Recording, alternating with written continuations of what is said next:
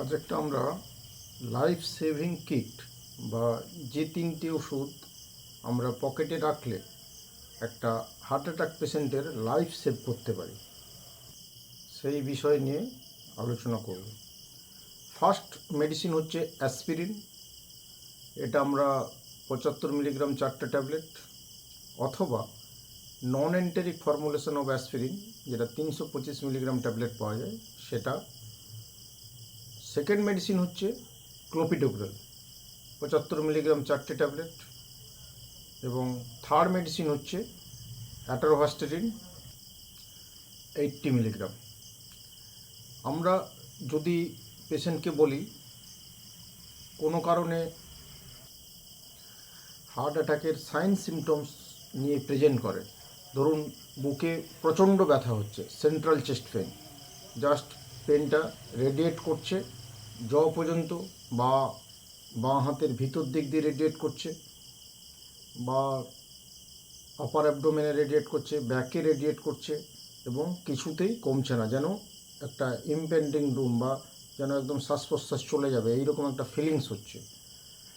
অথবা patient complain করছে যে অ্যাসিডের ওষুধ খাচ্ছে কিন্তু ব্যথাটা কিছুতেই কমছে না, অথবা প্রচণ্ড ঘাম বেরোচ্ছে।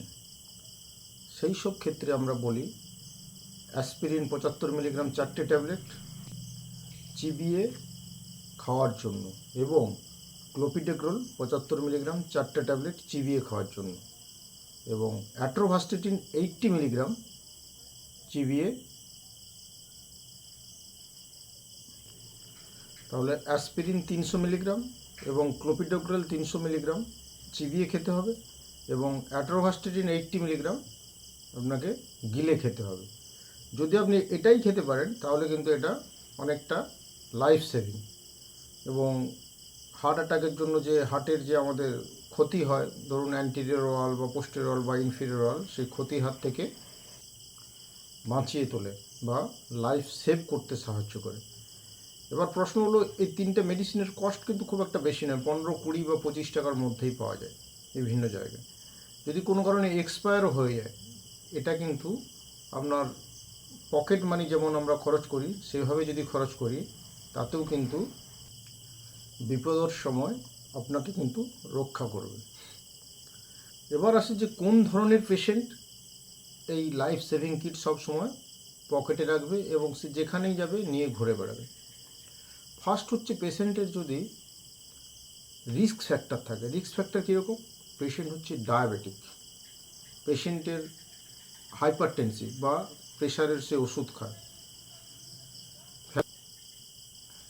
ফ্যামিলিয়াল হিস্ট্রি আছে করোনারি আর্টারি ডিজিজের, এক্সেসিভ স্মোকিং করে, অ্যালকোহল প্রচুর পরিমাণে খায়, প্রচুর হচ্ছে রেড মিট খাচ্ছে, এইসব পেশেন্টের কিন্তু করোনারি আর্টারি ডিজিজ হওয়ার রিস্ক বেশি, এবং করোনারি আর্টারি ডিজিজ হওয়ার জন্য এদের হার্ট অ্যাটাকের চান্সও কিন্তু বেশি।